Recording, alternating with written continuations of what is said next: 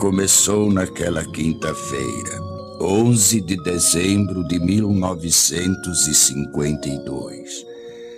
Na cidade de Bergen, na Noruega, eu estava orando a Deus pela manhã em casa de um irmão na fé. Fiquei muito comovido. Veio-me uma revelação tão nítida como se eu a tivesse lido de um livro ou de um jornal. Naquela época eu não tinha em meus pensamentos algo especial que me chamasse a atenção sobre arrebatamento.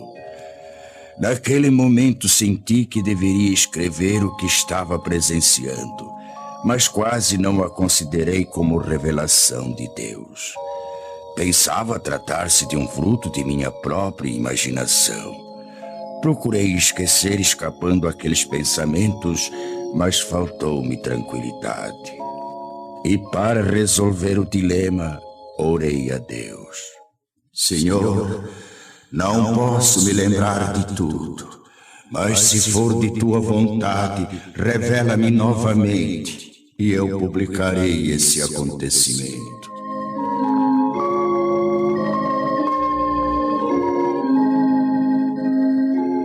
Passaram-se 2 semanas. Numa noite, por volta das 22 horas, voltei a ver claramente pela segunda vez a revelação. Não tive mais dúvidas. Apanhei lápis e papel. Comecei a anotar os acontecimentos segundo iam se desenrolando diante de mim. Assim escrevi até 1h da madrugada. Estava já cansado e não suportando mais por causa dos meus 79 anos de idade.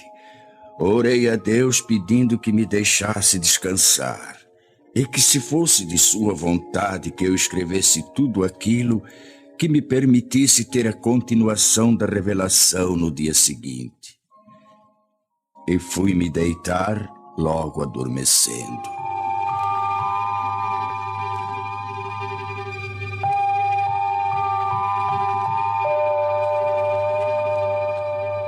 Por uma noite, depois de uma semana, como nas vezes anteriores, veio a mim o restante da revelação, começando exatamente onde havia sido interrompida. Esta é a descrição de como veio a mim a revelação de Deus. Espero possa ela despertar mais almas para se dirigirem a Deus, antes de soar a última trombeta.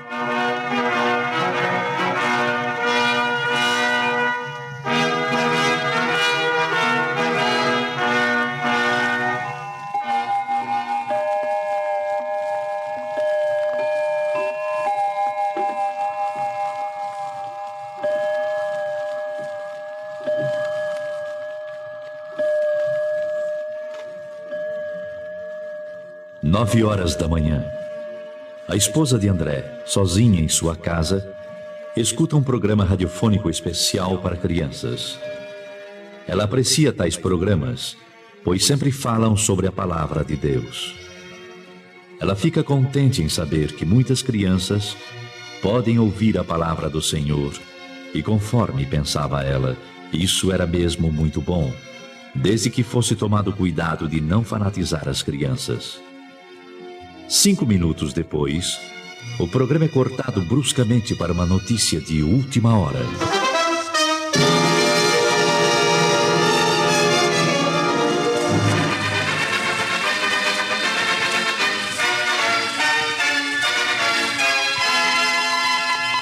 Interrompemos as nossas transmissões para informar que recebemos de Oslo, nossa capital, notícias urgentes de que a cidade se encontra em pânico. E atenção para mais este informe. Oslo, urgente. Informa-se da central de polícia que algo misterioso aconteceu. Não se pode calcular o número de pessoas, tanto menores como de adultos, que desapareceram de repente sem deixar o mínimo vestígio para as autoridades. A nossa polícia não está podendo explicar o porquê desse acontecimento, nem sobre os desaparecidos. Trata-se de um número incalculável e solicita que em cada família, onde se note a falta de alguém, seja feita notificação urgente ao posto policial mais próximo, dando minúcias e circunstâncias ligadas ao desaparecimento para se facilitar o trabalho das autoridades, a fim de que possam desvendar este mistério. Mais este informe ainda. Oslo, urgentíssimo. À medida que passam os minutos, surgem novas notícias, cada uma mais extraordinária do que as outras. Da praça central desta cidade, muitos comerciantes, em meio aos seus afazeres, servindo a freguesia, desapareceram.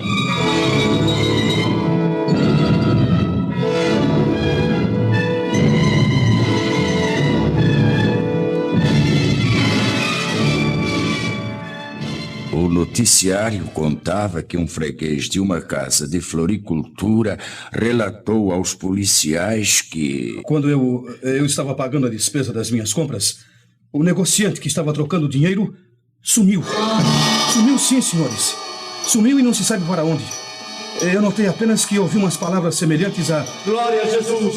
Glória a Jesus! Glória a Jesus! Então eu não vi mais o negociante. Eu cheguei a esfregar os olhos. Aquilo era inacreditável. Tudo então parecia só uma leve neblina.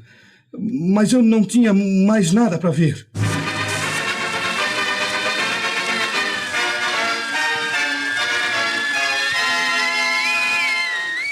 Oslo, capital, urgente. Notícias de última hora informam que uma senhora gritava desesperadamente em plena via pública, jogando fora travesseiros e cobertores de um carrinho de criança, procurando inutilmente dentro do carro seu filhinho de apenas 8 meses de idade.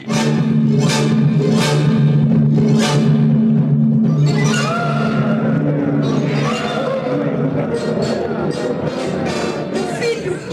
Oh, meu filhinho! Onde está ele? Socorro! Ajudem-me! Alguém roubou meu filho! Ele estava há pouco deitadinho dentro do carro e já não está mais! Socorro! Meu filhinho desapareceu! Onde está a polícia? A polícia, entretanto, estava lá. Para quê? Que poderia fazer? Não é este o primeiro caso, senhoras e senhores ouvintes. De todos os lados surgem pessoas clamando pela ação policial, solicitando auxílio nas buscas de gente desaparecida. São pessoas que chegam chorando e gemendo. Um negociante, há poucos instantes, abandonou sua loja e, correndo rua abaixo a plenos pulmões, alarmava. Socorro! Socorro! Eu não sei como, mas 2 empregados de minha loja acabam de desaparecer!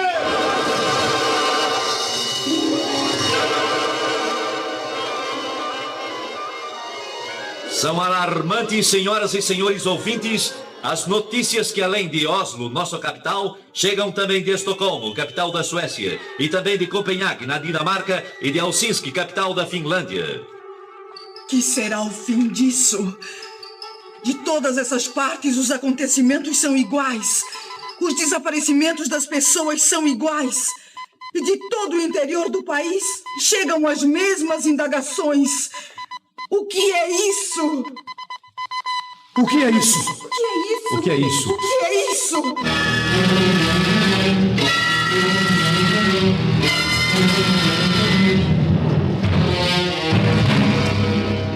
A esposa do Sr. André, impressionada com tais acontecimentos, pergunta-se, temerosa e aflita: Pode ser isto que está acontecendo?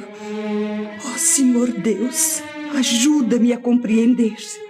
Resoluta, vai à porta da rua de sua casa. Olha preocupada para fora. Tudo na vizinhança sempre foi calmo. Nem bem chegou ali, e então... O que se passa? Mas aquela é a senhora Hallam, que vem vindo desesperada chamar pela Ruth. A senhora não viu alguma pessoa desconhecida passar por aqui? Não vi. Por quê? Eu estou tão desesperada. O que aconteceu? Alguém roubou Ruth, minha filhinha. A minha querida Rutinha. Mas onde é que ela estava, senhora? Não a encontro mais. E há poucos momentos ela estava sentada na escada enquanto eu cuidava do jardim. Tive que ficar espantada quando, olhando para ela, não a vi mais. Mas como? Apenas então notei como que um vulto rápido subia pela parede. Olhei para os lados, para cima, e não a vi mais. O que é isso? Não sei mais o que fazer. Oh, Deus, me ajude a encontrar a minha filha querida. Ruth, minha filha! Onde está minha filha? O que foi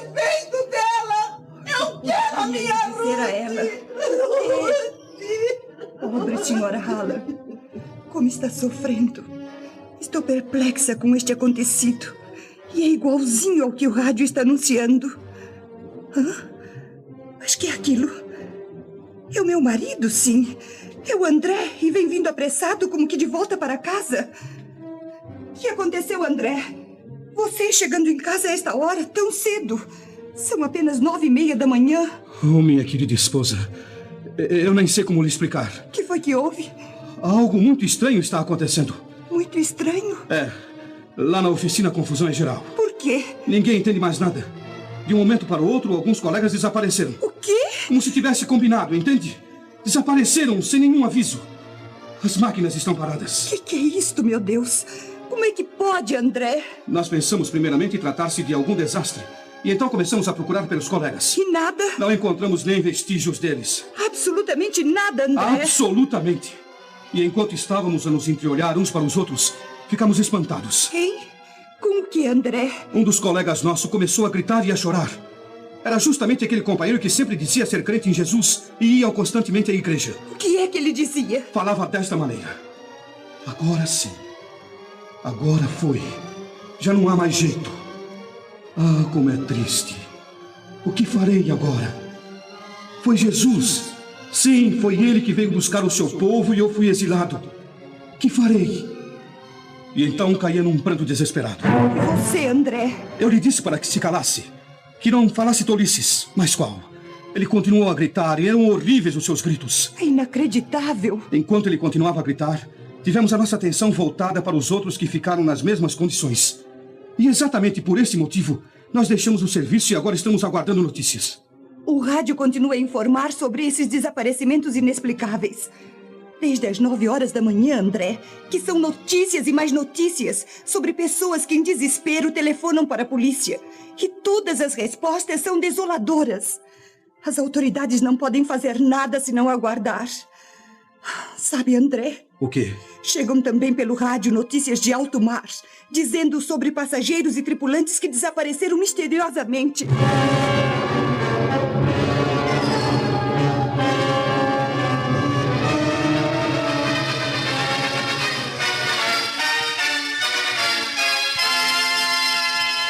Notícias de última hora. Da maternidade desapareceram todas as crianças recém-nascidas. As mães destas crianças gemem de dor e tristeza e espanto. Médicos, enfermeiras, assistentes estão perplexos, inclusive pelo motivo de estarem faltando também alguns de seus colegas. Acertem seus relógios, exatamente 11 da manhã.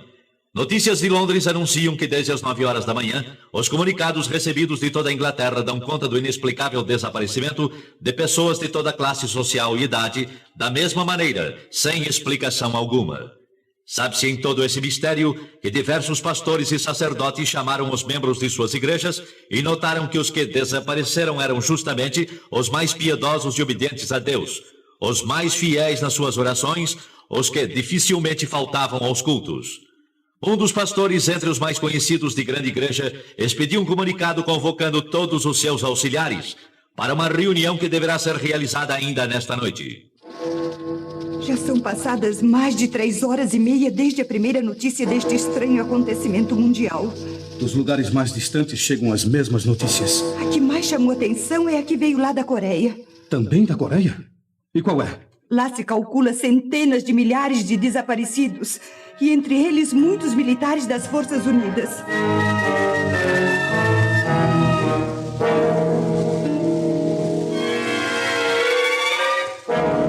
É totalmente impossível descrever o que se tem passado nas últimas horas.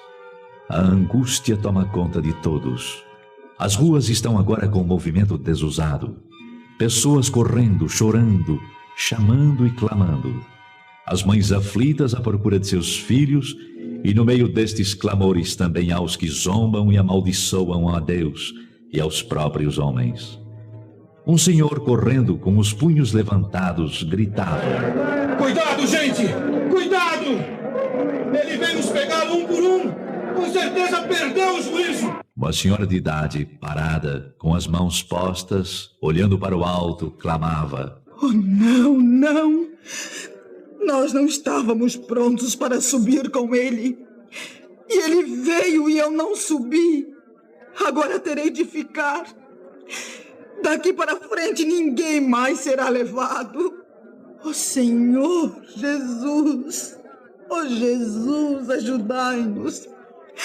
Eu sei, bem sei, não adianta mais.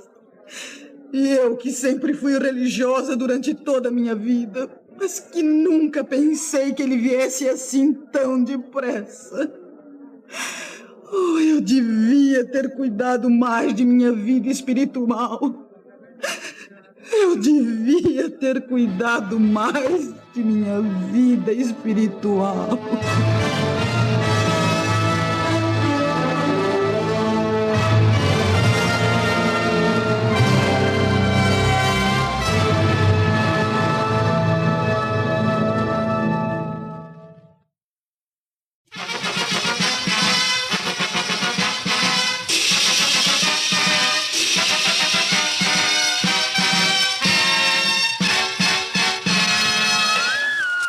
Com informações recém-chegadas, informamos às senhoras e senhores ouvintes que das estradas de ferro chegam-nos notícias de que não houve propriamente nenhum desastre, mas são muitas as composições paradas, algumas até sem os seus respectivos condutores. Todas as buscas feitas têm resultado em vão. Há também passageiros que desapareceram. É o mesmo nas estradas de rodagem. Alguns jornais da tarde não entraram em circulação. Perturbação e nervosismo têm dificultado os trabalhos das autoridades, que se esforçam para a complementação de um relatório exato do número de desaparecidos. Cientistas reunidos e meteorologistas trabalham sem repouso, procurando elucidar o mistério, segundo seus conhecimentos e experiências. Voltaremos a qualquer instante com a edição extraordinária que se fizer necessária.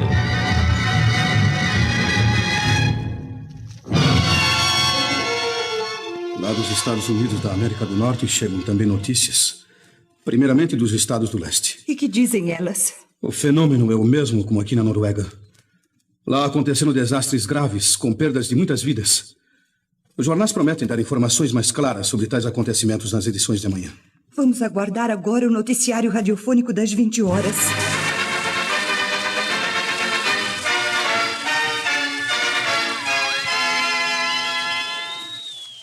Nossa emissão pode informar agora que a catástrofe se manifestou exatamente na mesma hora em todo o mundo. Embora as informações tenham partido das grandes cidades, já se sabe agora que em todos os locais, cidades menores, vilas e aldeias, o acontecimento é idêntico. Assim como tem se dado na parte norte da Terra, dá-se também na parte sul. O que toma conta da população é o medo. Ninguém nesta noite procura cama para dormir, tal é a apreensão do povo.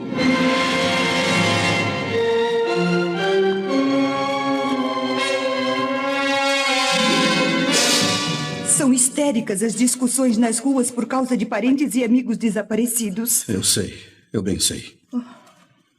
Entre a confusão, suscita-se no meio do povo que tais acontecimentos devem ter qualquer relação com os crentes ou com os evangélicos. Ou ainda, como costumo dizer, com os religiosos. Se é assim, como é que se explica agora? Cada pessoa que possuía parentes evangélicos, justamente aqueles que eram os mais fanáticos ou mais fervorosos, são os que desapareceram. Um senhor que trabalha numa cervejaria falou: eu creio que tudo isto tem qualquer coisa com os crentes, pois conheço um senhor de nome Hans Rosen, e ele sempre esteve em meu serviço pregando a palavra de Deus. Volta e meia ele dizia que Jesus viria breve para levá-lo, juntamente com os que acreditam no poder de Deus.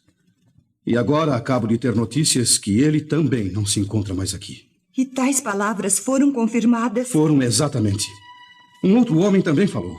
É verdade. Nós tínhamos como colega uma pessoa que falava a mesma coisa. E agora o seu nome também está na lista dos desaparecidos. E na tal de reunião onde você estava por acaso, alguém protestou? É claro que sim. Alguém disse em voz alta: é necessário que as autoridades proíbam agora a leitura da Bíblia e reuniões cristãs, para que assim evitemos que novamente aconteça o mesmo. E em resposta a essas palavras? Em resposta a elas, um senhor disse: não há mais perigo. Nunca mais vai acontecer coisa igual. Esses crentes que nós chamávamos fanáticos tinham razão. Eles nos falaram de Cristo e esperavam a volta de Jesus para buscá-los. Ai de nós, meu povo, que não demos atenção para eles. Com eles estaríamos melhor do que sermos obrigados a ficar nesse caos que já começou. E que digo mais, vai ser pior. Palavras essas que me causam profunda comoção, acredite. Um outro cidadão protestou com veemência dizendo: você está acreditando naquelas bobagens? Por que então não fez companhia a eles quando eles sumiram? E o senhor, que respondeu?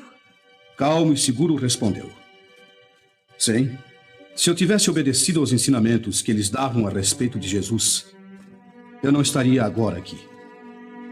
Mas é tarde. Agora é tarde. Acabando de dizer isso, retirou-se pesaroso enquanto um sujeito do grupo gritava: você e todos que pensaram assim só merecem uma coisa: a forca! Fora com essa bobagem de cristianismo!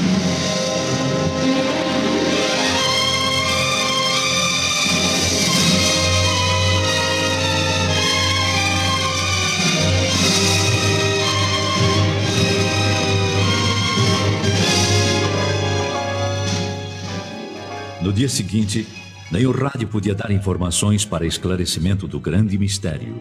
Apenas continuavam as notícias vindas de longe. Dos campos, missionários falavam tais notícias do desaparecimento em massa.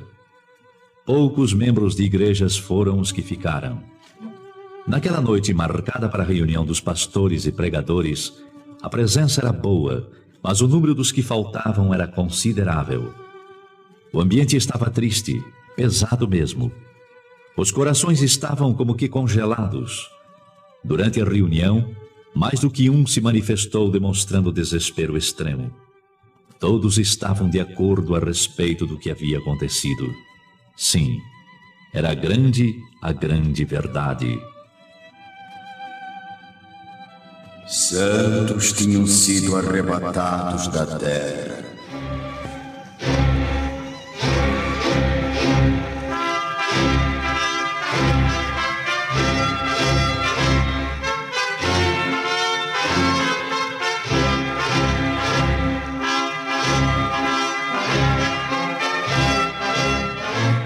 A noiva de Cristo foi levada ao céu.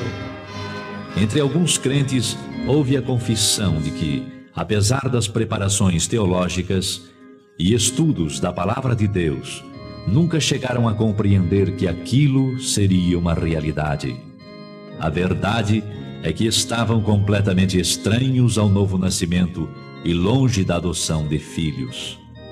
Um dos mais novos falou: eu nunca aprendi assim. Os professores nunca nos falaram que ia ser como se deu estes dias. Houve nesse momento certas tendências para discussão. Porém, os ânimos estavam abalados demais para que saísse algo aproveitável. E um jornalista presente escreveu que a conclusão dos crentes que ficaram é a seguinte: o que se passou nestes dias, sem dúvida, foi o que está predito na Bíblia Sagrada, ou como está escrito sobre a assunção da noiva, ou que Jesus levou os seus. Isto é tudo que podemos informar no momento. Este comunicado, porém, não foi publicado. As autoridades acharam que tudo aquilo era produto da mente nervosa dos evangélicos e seus ministros. Foi ainda qualificado de fantasia, sem ter nada de realidade. Depois de um acontecimento de envergadura, qualquer pronunciamento de esclarecimento só poderia ser dado pelo governo. E se for provado que tem relação com a religião cristã, o primeiro passo deve ser o do fechamento das igrejas e outros lugares de pregações evangélicas, até que o caso seja devidamente esclarecido. Mas já não se trata de caso nacional, e sim de internacional.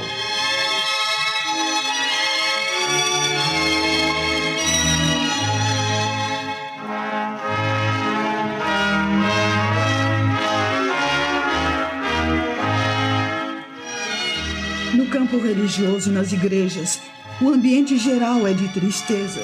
Mas no domingo todas as igrejas e templos estavam repletas. Em certas igrejas não havia pastor. E aqueles que nunca faltavam nos cultos estavam ausentes. Muitas igrejas estão com um número muito reduzido de membros e em lugar dos crentes estavam aqueles que anteriormente haviam desprezado as mensagens. Eu vi que o povo estava ansioso para conhecer a palavra, mas a Bíblia era como um livro selado.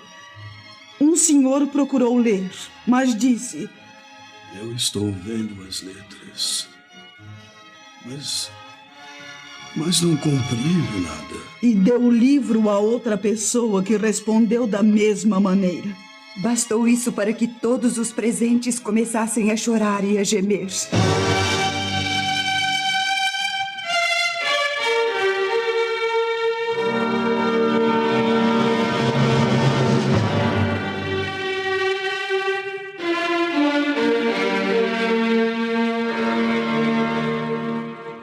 Mas a população em geral culpava os religiosos por tão grande calamidade.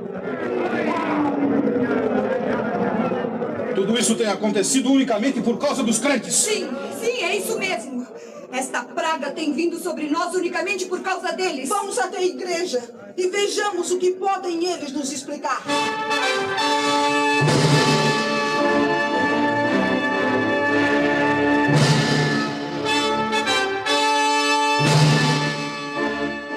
E a explicação dos que ficaram foi simples, triste e com poucas palavras. O tempo da graça terminou.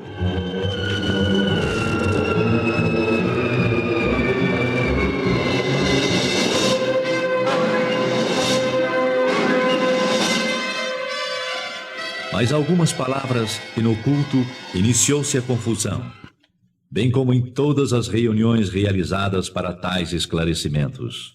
Alguns, levantando-se, começavam a culpar o pregador. A culpa é sua! Muitos não subiram porque você nunca esclareceu como deveria fazer, anunciando que a vinda de Jesus estava perto. Nunca esclareceu que devíamos ter um coração purificado e cheio do Espírito Santo, e que sempre deveríamos estar retos diante de Deus e também dos homens. Agora eu sei o que foi que me impediu de ir de encontro a Jesus. Foram justamente as mínimas coisas que eu julgava sem importância e que não me impediriam de ir ao céu. E eis que aqui estou. Tem misericórdia de mim. Oh, ajuda-me!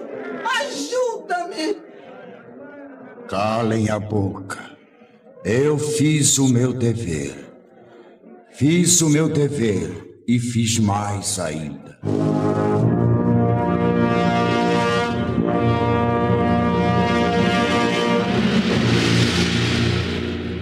Uns gritavam de raiva e horror, outros choravam e clamavam. Era inútil. A porta estava fechada para sempre. Não adiantava bater e dizer que tinham comido na presença do Senhor, que oravam, que eram obedientes. Não havia mais oportunidade. É quase impossível descrever os dias que se seguiram. Expectativa terrível, sofrimento sem par manifestou-se em todos.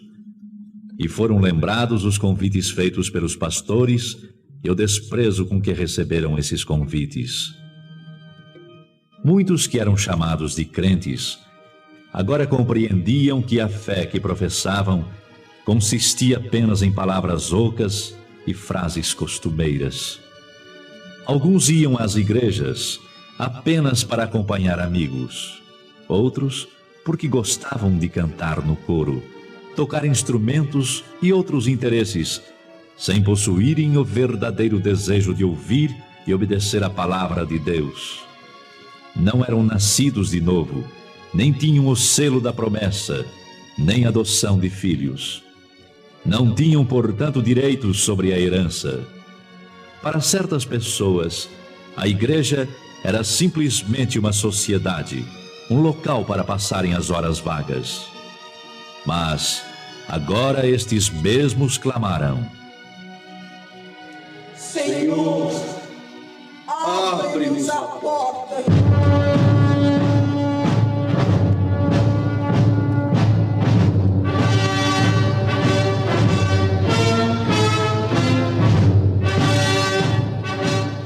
Para espanto e preocupação maior, surgem os rumores de que a Terceira Guerra Mundial está prestes a ser iniciada. as relações entre Oriente e Ocidente foram cortadas. Dos regimes que pertencem ao bloco comunista, anuncia-se que foram proibidas toda e qualquer reunião evangélica. Estavam, pois, já reconhecendo que a perturbação existente e a desordem geral, os culpados eram os crentes.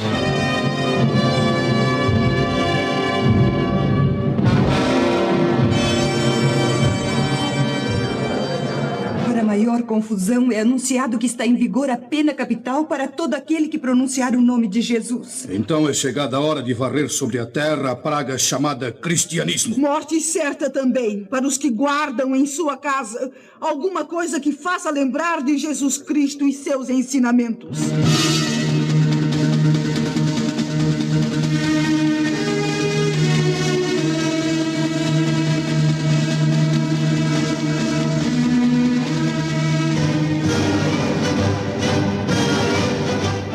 Nos países democráticos, demorou um pouco para que seguissem o exemplo comunista. A maioria descrente, tanto da população como nas camadas governamentais, exigiram aquelas medidas, procurando assim garantir o povo da perturbação nesse sentido.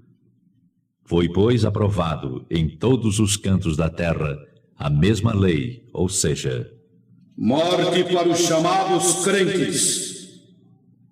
Bastará pronunciar o nome de Jesus para sofrer a pena capital.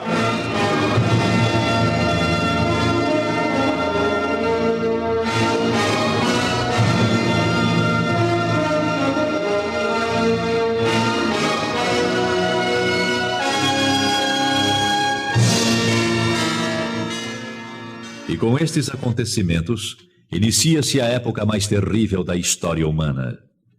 Uma grande parte dos crentes que ficaram, continuando a clamar o nome do Senhor Jesus e não obedecendo às autoridades, foram presos e julgados ditatorialmente. Só escapariam se aceitassem as condições impostas pelas autoridades.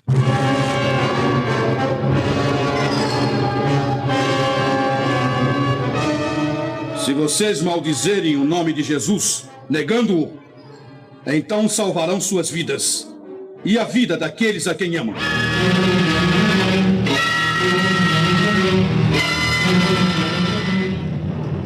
Para a perplexidade das autoridades, milhares ficaram firmes no propósito de testificarem que eram de Jesus e não o negariam, qualquer que fosse o resultado. Agora, Satanás estava demonstrando que verdadeiramente estava agindo sobre a face da terra.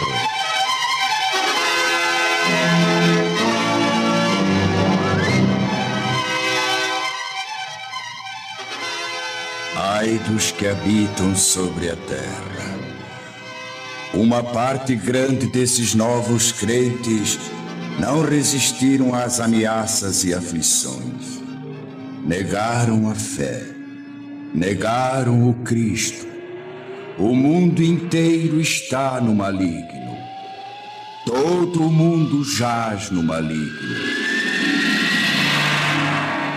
As nações chegaram neste momento a ter uma só ideia e a colocá-la em prática. Exterminar com o cristianismo e extingui-lo para sempre. O príncipe deste mundo toma poder completo. E filhos acusando seus pais, entregando-os para morrerem. E assim a Escritura, segundo São Lucas 21:16, se cumpriu quando diz: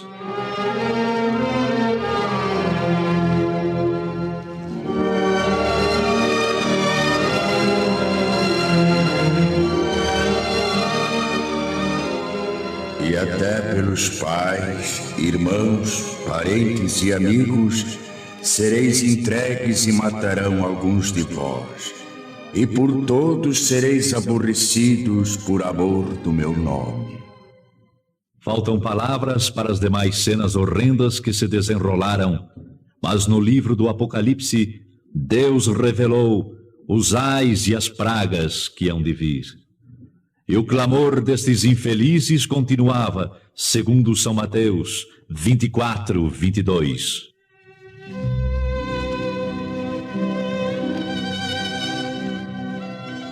Senhor, Senhor, venha abreviar estes dias.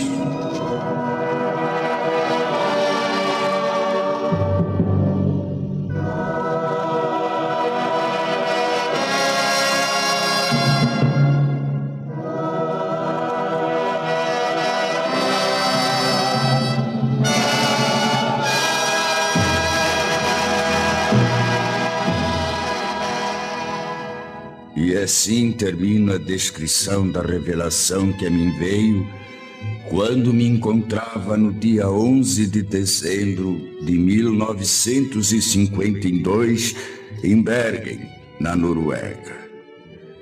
Ao irmão em Cristo, ao amigo, lembro: prepara-te para o encontro com Deus, para que não aconteça de seres deixado quando o Senhor vier buscar a sua igreja.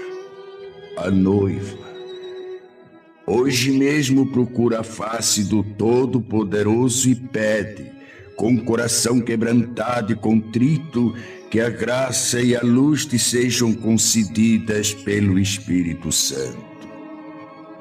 Amigo, enquanto estamos no dia chamado hoje, a oportunidade de aceitares as grandes verdades e obedecê-las. Ainda hoje, irmão, pode ser selado junto com os que pertencem ao Senhor Jesus Cristo. Ele virá. Aguarda. Ele virá num abrir e fechar de olhos, arrebatar a sua igreja. Cuidado. Esta é a grande verdade. A última trombeta soará.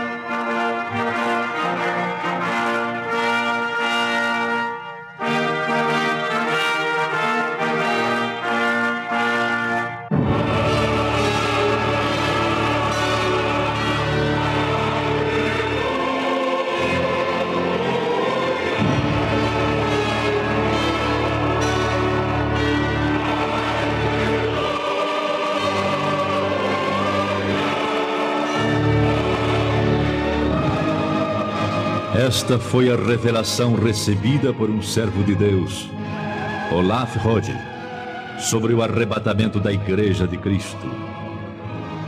Seu tradutor é o virtuoso missionário Erik Alder Peterson, que lembra a todos esta seguinte advertência autêntica: A vinda de Jesus está próxima. E como vai ser quando ele vier e os dias que se seguem? Podemos relembrar nestas poucas cenas que ouvimos, com todas as ocorrências, que milhares sejam despertados e se preparem para o grande dia da última trombeta. É o que eu desejo de coração.